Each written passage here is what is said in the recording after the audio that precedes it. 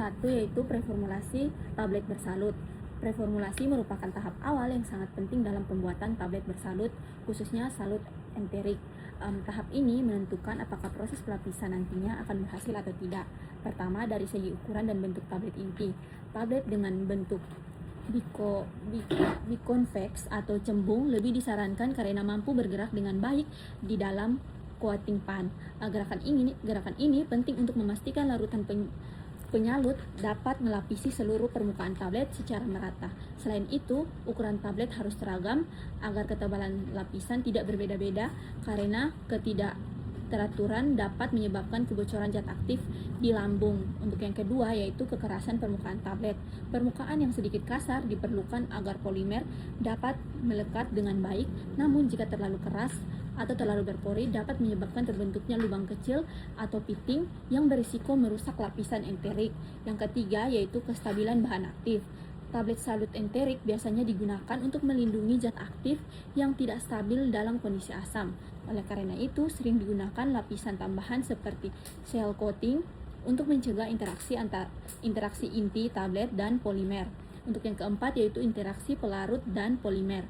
Pelarut harus mampu membentuk lapisan yang padat dan tidak berpori, lalu tahan terhadap asam lambung. Penambahan plastiser itu juga penting untuk meningkatkan fleksibilitas lapisan agar tidak mudah retak.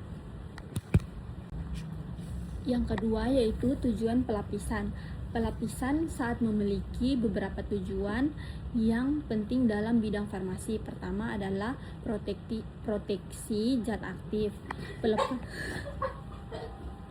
Bisa baca nih. Yang kedua yaitu tujuan pelapisan.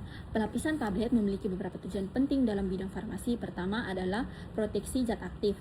Pelapisan enterik melindungi obat dari kondisi asam lambung sehingga zat aktif tidak merusak sebelum mencapai usus. Kedua yaitu masking rasa, yaitu pelapisan membantu mencegah rasa pahit obat karena zat aktif tidak langsung kontak dengan lidah. Dalam beberapa kasus digunakan lapisan tambahan untuk meningkatkan efek ini. Yang ketiga ada pelepasan tertunda. Tablet enterik dirancang agar tidak hancur di lambung tetapi baru larut di usus. Hal ini penting untuk obat yang target absorpsinya di usus atau dapat mengiritasi lambung. Yang keempat yaitu identifikasi visual, yaitu pelapisan yang memberikan warna dan tampilan tertentu sehingga memudahkan identifikasi obat serta meningkatkan kepatuhan pasien. Yang ketiga yaitu tablet salut film. Tablet salut film adalah jenis pelapisan dengan lapisan tipis menggunakan polimer seperti HPMC.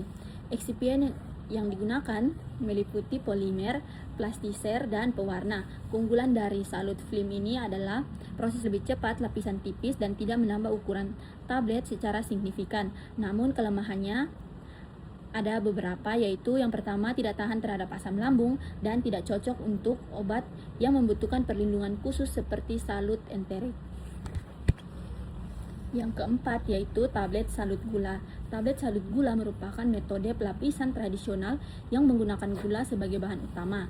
Tahapannya cukup panjang yaitu sialing, subcoating, smoothing, coloring, dan polishing. Kelebihannya itu rasa lebih enak dan tampilan menarik. Untuk kekurangannya itu ada 3, yaitu yang pertama prosesnya lebih lama, yang kedua menambah ukuran tablet, dan yang ketiga itu kurang efisien dalam produksi modern.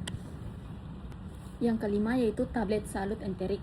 Tablet salut enterik dirancang agar tidak larut di lambung tetapi larut di usus. Hal ini dicapai dengan menggunakan polimer enterik yang sensitif terhadap pH. Tujuannya itu untuk melindungi obat dari asam lambung. Tujuan yang kedua yaitu menghindari iritasi lambung, lalu melepaskan obat di usus.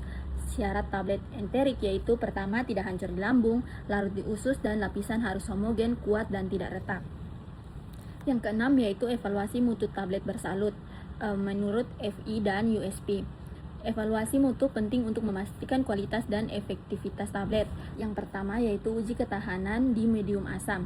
Itu menggunakan HCl 0,1N dengan suhu 37 derajat Celcius selama 2 jam. Tablet harus tetap utuh dan tidak melepaskan obat. Untuk yang kedua yaitu uji disolusi di pH netral menggunakan buffer dengan pH 6,8, lalu obat harus terlepas minimal 75-80%. Untuk yang ketiga yaitu uji fisik, penampilan harus halus dan tidak retak, kekerasan cukup kuat, lalu ketebalan lapisan harus seragam. Jika tidak memenuhi syarat, maka efektivitas obat bisa menurun. Yang ketujuh yaitu pertimbangan pemilihan jenis pelapisan. Pemilihan jenis pelapisan harus disesuaikan dengan sifat bahan aktif dan tujuan terapi. Berdasarkan sifat bahan aktif, itu tidak stabil di asam menggunakan enterik, lalu mengiritasi lambung menggunakan enterik juga. Untuk rasa pahit itu digunakan film coating. Berdasarkan tujuan terapi, pelepasan segera itu film coating, pelepasan tertunda itu enterik, pelepasan terkendali itu coating khusus. Kesimpulannya, pemilihan coating bertujuan untuk melindungi obat, melindungi tubuh, dan mengontrol pelepasan obat. Sebagai kesimpulan, tablet bersalut merupakan teknologi penting dalam formulasi obat yang berfungsi untuk meningkatkan stabilitas, kenyamanan penggunaan, dan efektivitas terapi. Keberhasilannya sangat bergantung pada proses preformulasi, jenis pelapisan, serta evaluasi mutu yang tepat.